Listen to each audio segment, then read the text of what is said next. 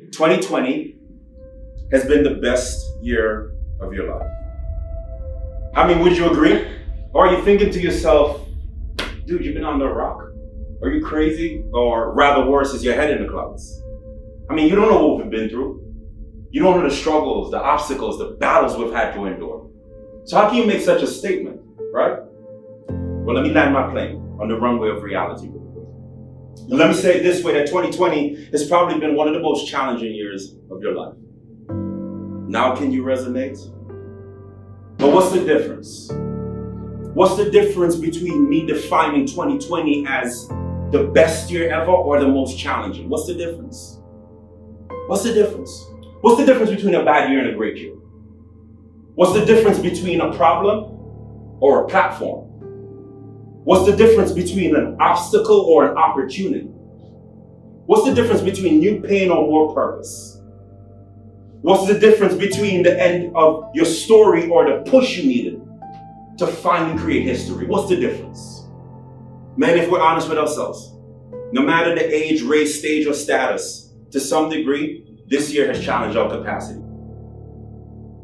And that challenge has manifested itself as a greater level of uncertainty, a deeper sense of overwhelm. For some of us, we feel downright defeated. And even scarier, we might be pushed to the border of depression.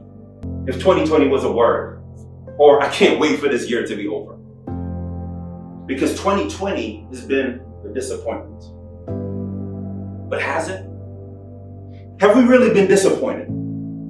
Have we really been defeated? Have we really been disempowered? Have we really lost our power? Or have we simply, unintentionally and unknowingly lost our perspective? That's the difference. That's the difference, my friends. The difference between a bad year and a great year is perspective. Perspective is the difference between an obstacle or an opportunity. Perspective is the difference between a problem or a platform. Perspective is the only thing that allows us to use pain for purpose. Perspective is the only thing that still allows us to arrive at destiny irregardless of our history. I want us to understand one of the reasons we struggle with perspective. That's where I want to start. We struggle with perspective, my friends, because you and I live in a world that tells us that our true value is found in what we have, where we live, what we drive. We equate value to things. And here's the danger about that. When we equate value to things and the things go, so do we. But today I want to shift your perspective with this truth. That your value is not found in what you have. Your true value is found in who you are. I'm talking about identity today. I'm talking about who you are. Identity is the epitome of perspective.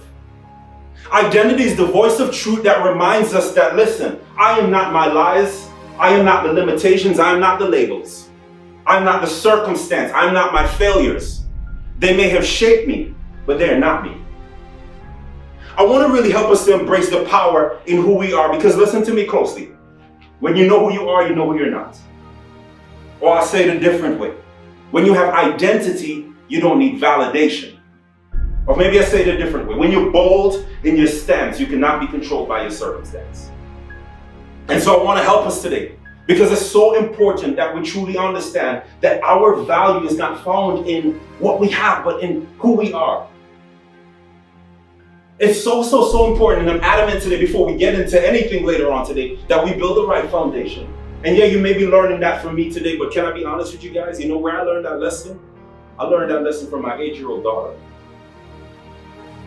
I learned a life lesson from an 8-year-old. I'm 32, she's 8.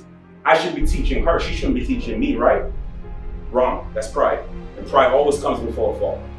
So I remember driving with my daughter one day, and from the back seat, I hear the most random thing ever, my friend. She says, "Daddy, you need to start playing with the big kids." I said, "What?" It's kind of random.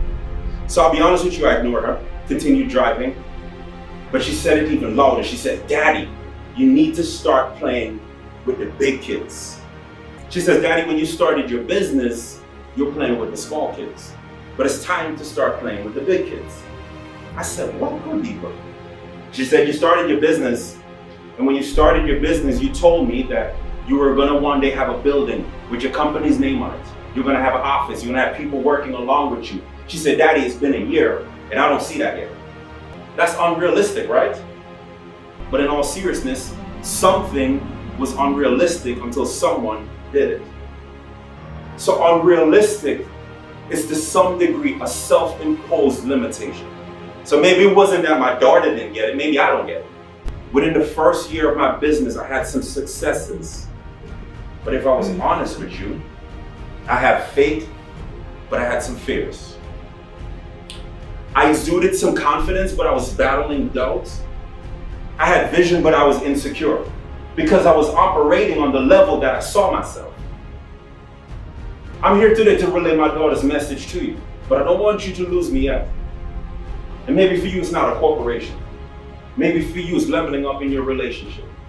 Maybe for you, showing up with excellence on a day-to-day basis in what you're blessed to do. I know we've lost a lot this year, but if we'll be honest, if we compare what we've lost to somebody else who've lost that much more, we have a lot to be grateful for. It's perspective. Maybe we need to start playing with the big kids in our mental health or in our goals, in our physical or financial goals, but we need to start playing with the big kids. She said, because I heard you on the phone and you were telling a friend one day that your business was struggling, that your business was failing. You can't say that about your business. You can't say your business is failing. Even at the tender age of 8, she gets it. That death and life are in the power of your tongue. That what you confess is what you possess. That you gotta watch the words that come out your mouth because your ears are listening.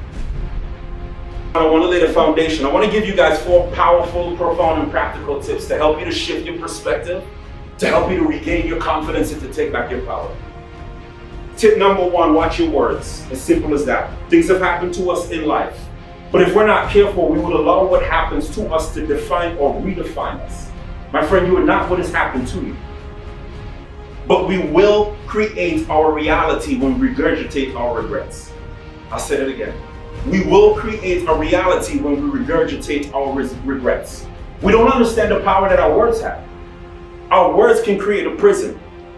Our words can empower our history, kill our destiny, and limit our legacy.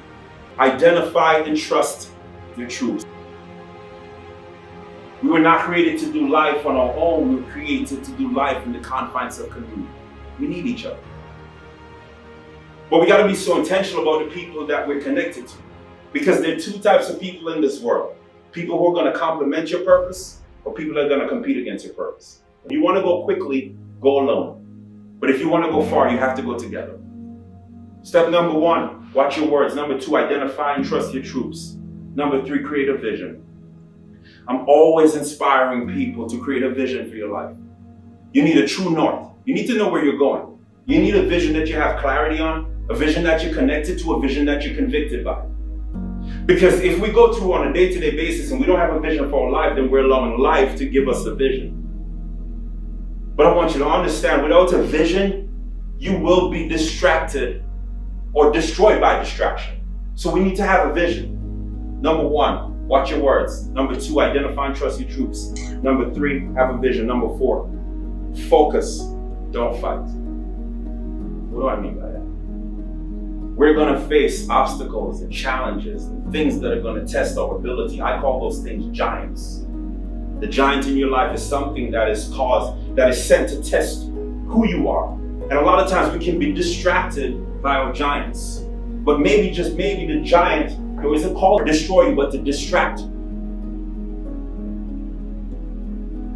And so we gotta focus that much more on our dreams, focus that much more on our purpose, our service, our impact. Because sometimes the number 1 way to defeat the giant is to focus.